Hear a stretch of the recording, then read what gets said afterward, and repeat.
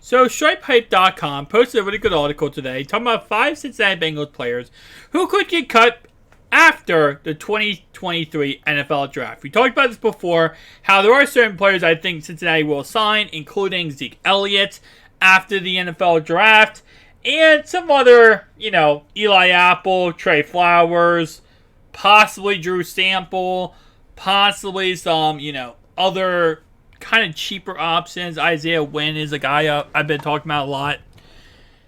But there are some players who will be on the opposite spectrum once the draft ends. And that is the Bengals took your replacement.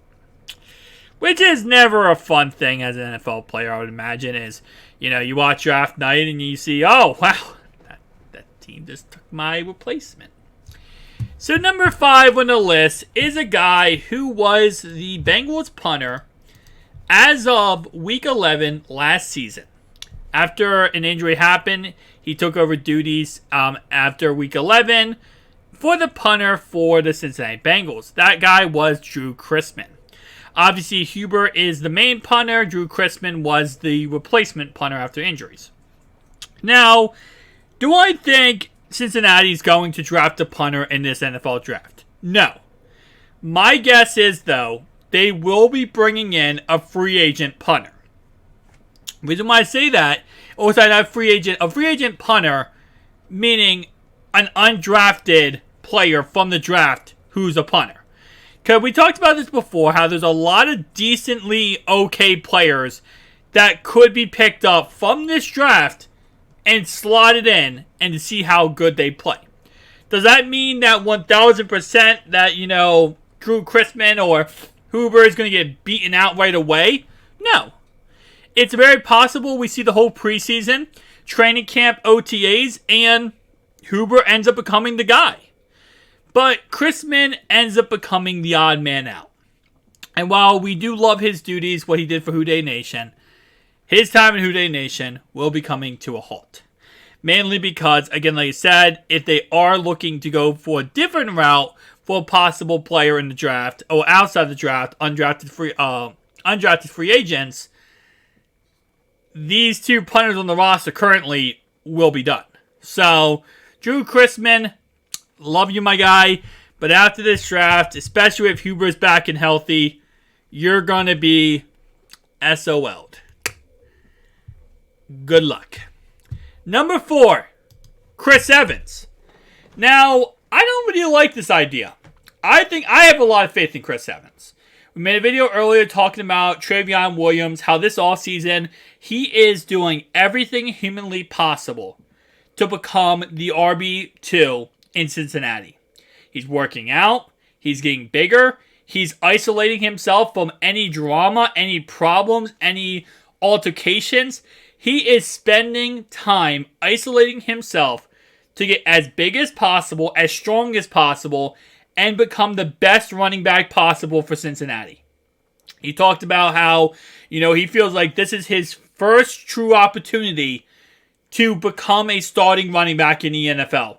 Get respected by the Bengals players, the NFL players, and the coaches, and he's not messing up that opportunity.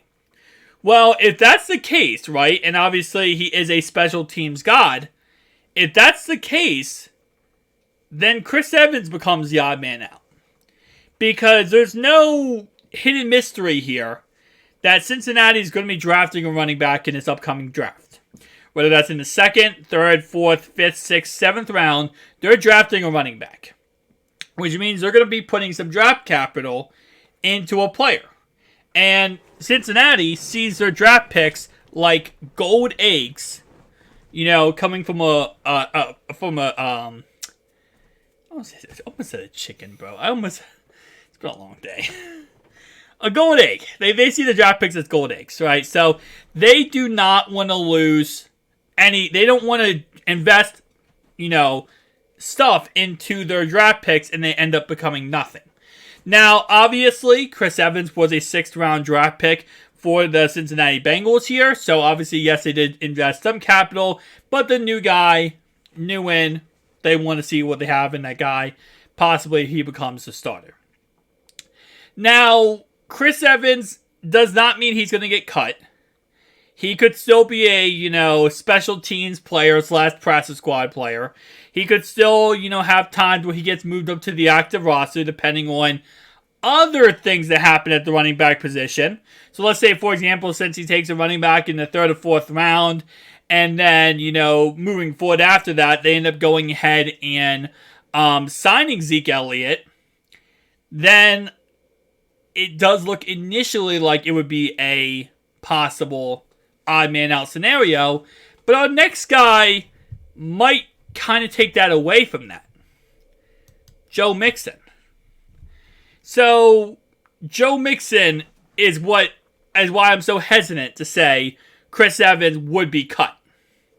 Because if Joe Mixon gets cut or traded after June 1st, the Bengals save $7.5 million against the salary cap.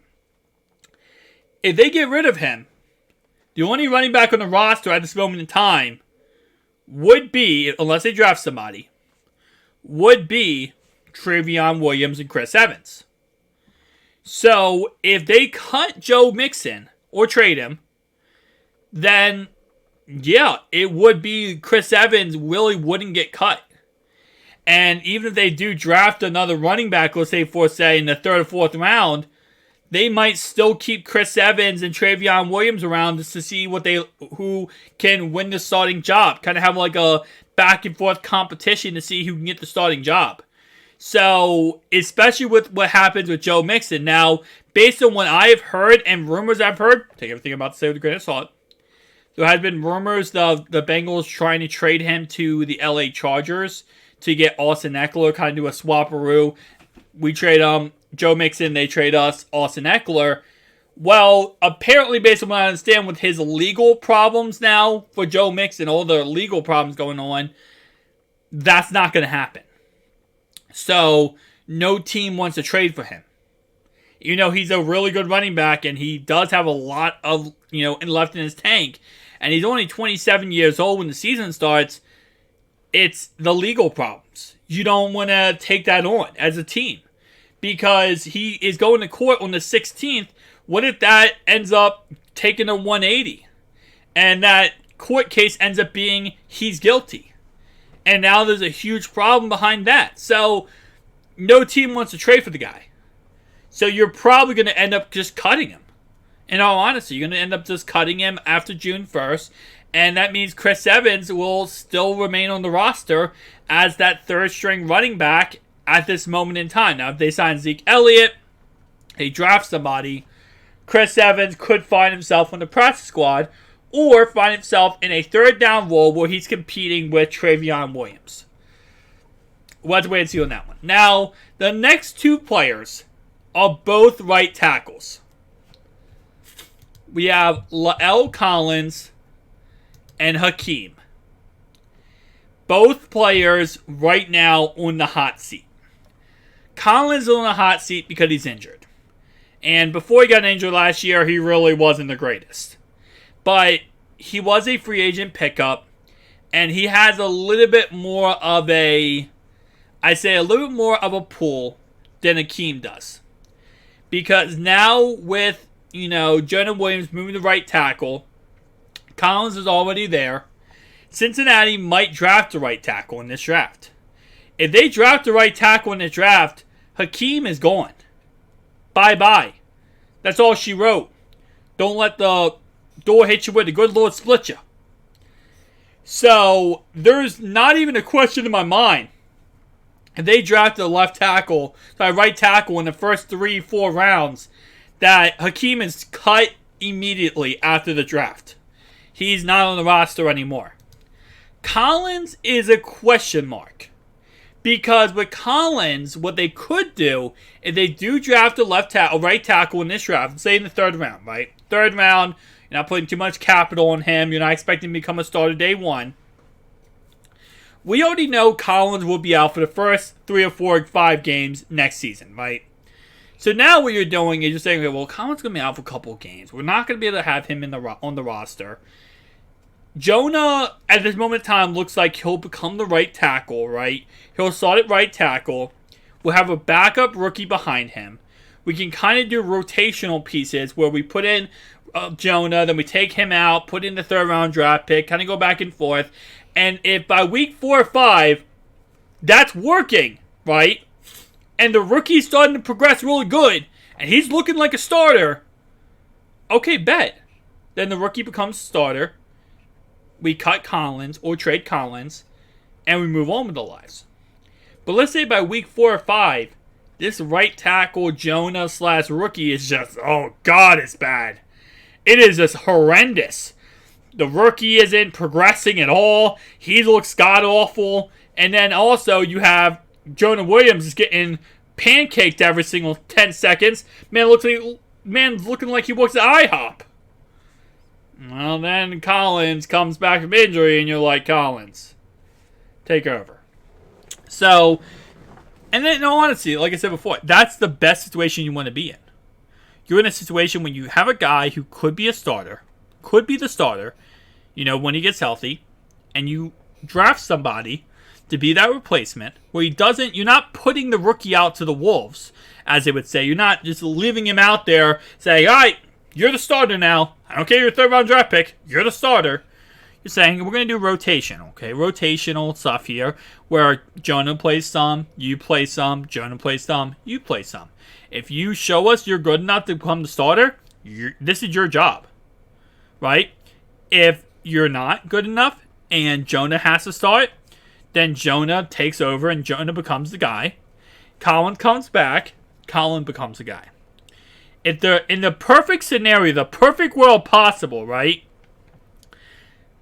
The rookie becomes the starter. Go rotational. The rookie blossoms. The rookie takes off. Absolutely amazing. Amazing technique, amazing everything. He becomes a starting right tackle. Collins comes back, you trade Collins, right? Or you cut him, whatever the case. You save $8 million there. If the rookie right tackle is still playing amazing, then you go out there, you trade or cut Jonah Williams. Then you go ahead and, by the way, let's say the rookie going back and forth, let's say Jonah looks kind of decent or okay, and the rookie just looking better, that's the best case scenario. Because then you can get some draft capital, maybe possibly from Jonah Williams. Remember when you wanted a 4th or 5th round pick before? If he looks pretty solid at right tackle, you trade his butt for a right tackle for a 2nd or 3rd round pick. And you say, all right, bye-bye, Jonah. Then you could bring back, if you wanted to, you could bring back Hakeem. You could have Cody Ford as the backup there. Or you could, again, go get another free agent. Isaiah Wynn. There's so many different scenarios, but I think Collins isn't cut after the draft. Hakeem is cut if you take a right tackle. Joe Mixon, he's going to be cut. Drue Chrisman, he's cut. Chris Evans, he's still in the roster. Practice squad maybe at worst. Still in the roster if not. Thank you guys for watching. I'll see you guys in the next one. Peace out.